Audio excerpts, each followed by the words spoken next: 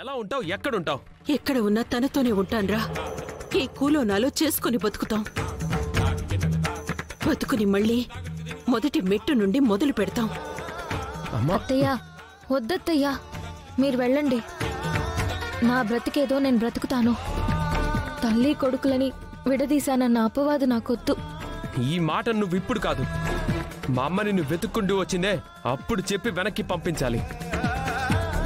ఇప్పటి వరకు అట్టు పెట్టుకొని అమ్మతో పాటు నిన్ను తీసుకువెళ్ళకపోతానా అని ఆలోచించి ఇప్పుడు నంగనాచిలా మాట్లాడుతున్నావు.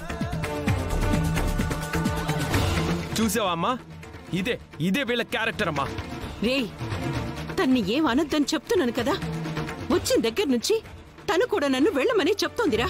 తన తప్పేం లేదు. అవును, తన తప్పేమీ ఉండదు. ఏదైనా ఉంటే నాదే తప్పంటావు, నాతో రానంటావు. సరేనమ్మా, నువ్వు తనతోనే ఉండు, తనతోనే బ్రతుకు.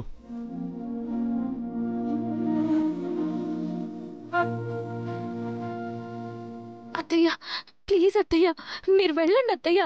మీ కాళ్ళు పట్టుకుంటాను. అయ్యో తల్లి, నిన్ను ఒంటరిగా వదిలేసి ఎలా వెళ్ళిపోతాను?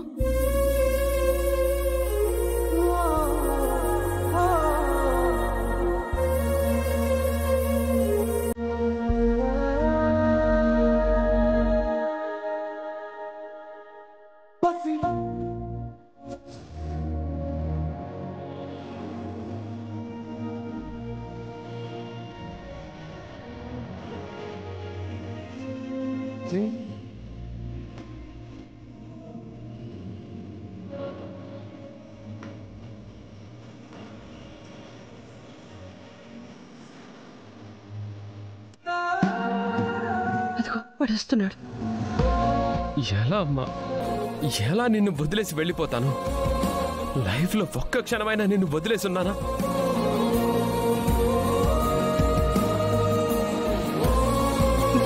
ఏడవకు నాన్నా, నేను మాత్రం నిన్ను వదిలేసి ఏ క్షణమైనా ఉన్నానా?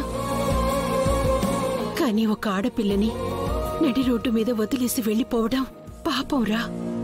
మన ఇంటికది శోభ కాదు.